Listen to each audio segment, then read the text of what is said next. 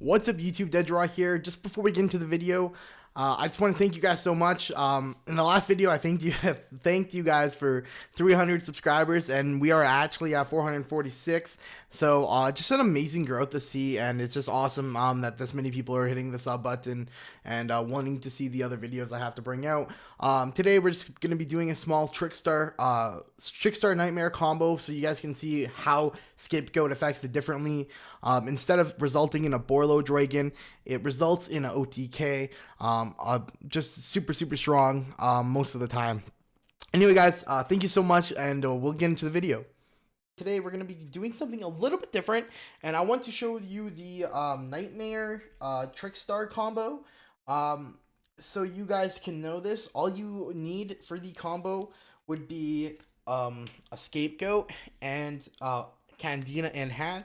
But what I did is I went ahead and I simulated hand draws until I would have the combo going first, and I set it up. So right now our hand is currently a Droll, an Ash, and a Candina.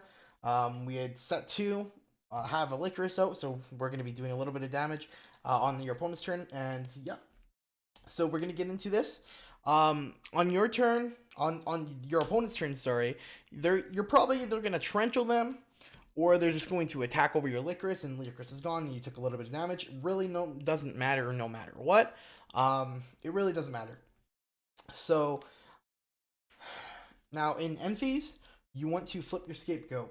Now, where you're gonna end up, they actually do matter. These zones where they go, they only matter to a certain extent. But what you want to do is keep one of these open, and usually you can play around them.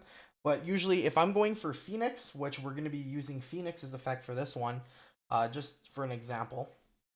But if you're going to be going for Phoenix, because it's a little bit more relevant, you want to leave this spot open, and this is simply because that is where your normal summon with Goblin is going to come into effect, and that's why we're leaving the spot open. Now, like I said, we have the Candina in hand. Candina is a great card for this combo, and you guys will see why. But first thing we want to do is we want to link off with the token in this zone.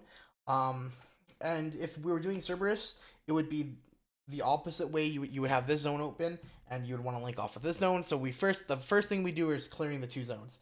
Like I said, if you're going to do that, so we can use Linkuriboh right away, and use him for a zone, and he's a very strong card because we can use him multiple times in this combo. But honestly, it doesn't really come down to ever having to use him more than once, but still very good. Then we can go for our Link Spider by using another token. It doesn't matter the zone in this time. So now we have two cards there. Now keep in mind, guys, if we were going for Cerberus, we'd want to make everything in this zone. If we were going for Phoenix, we want to make everything in this zone. And this is simply because when a Phoenix comes out, it's going to point to the right. And if Cerberus were to come out, it's going to point to the left. And we want to keep our zones going that way because that's what makes this combo the easiest, and you don't screw up at all.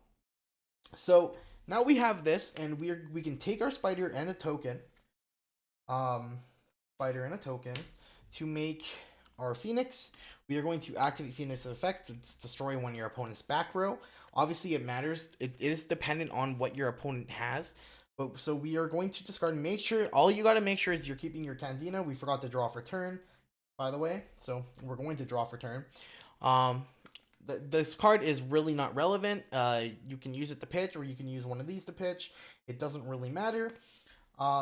So now we have to discard one and draw one. So I'll just discard the draw one. Ooh, this makes this combo even better.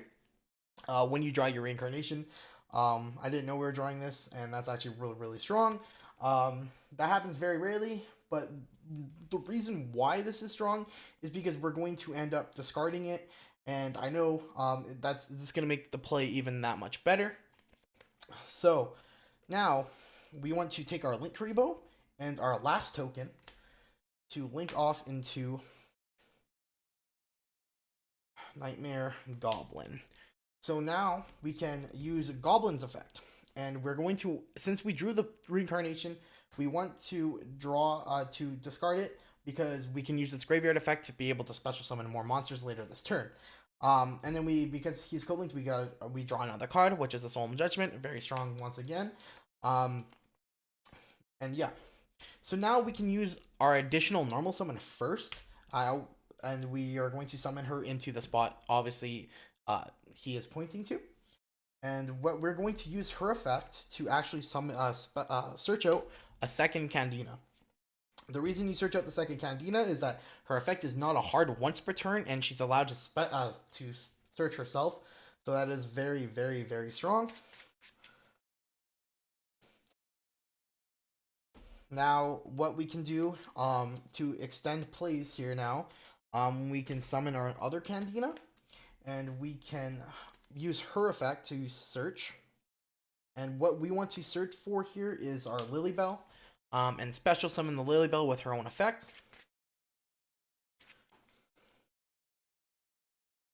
And so we can keep plays going here, especially since we have this in the graveyard.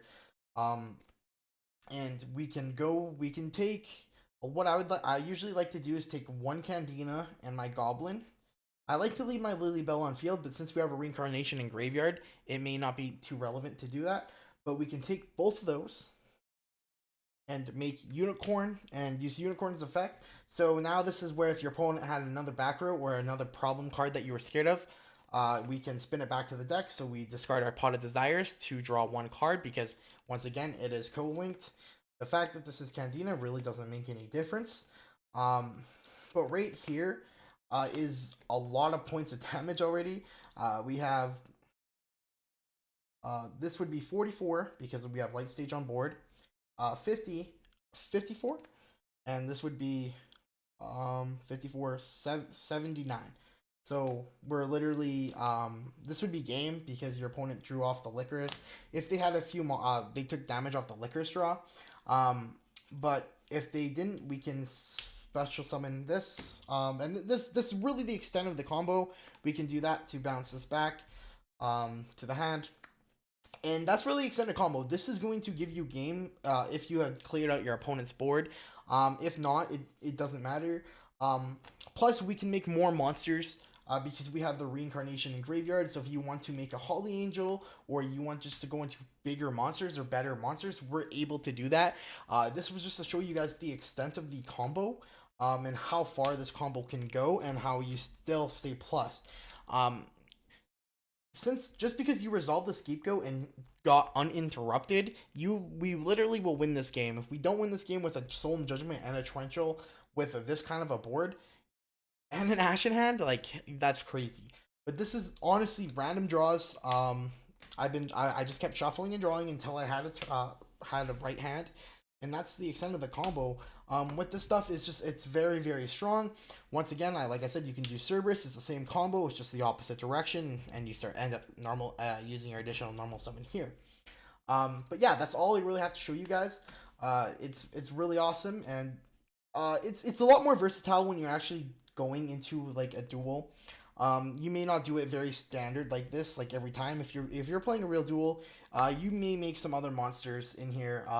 But for the most part, this is the combo. It's very strong.